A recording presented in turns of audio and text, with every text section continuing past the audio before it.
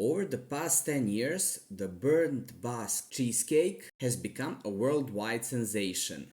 It's fast and easy recipe to make and well worth the time and the calories. To make it, we are gonna need some cream cheese, heavy cream, sugar, a bit of flour, a lot of eggs, and a spring pan. Before starting, preheat oven.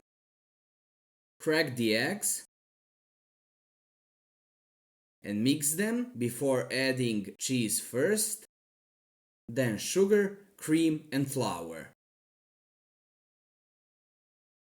Using an electric mixer, whisk or a metal spoon, combine all until smooth and creamy.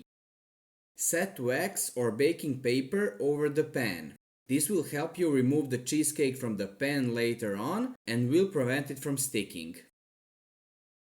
Pour the mixture inside and even it.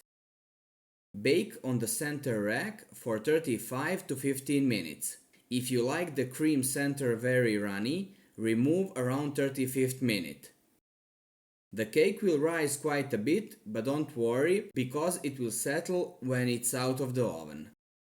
When the cake is brown and almost burnt looking, turn the oven off.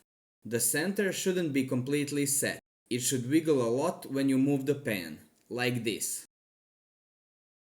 Let it start to cool gradually by leaving it out on the counter. After an hour or so, move the cake to the fridge to completely cool.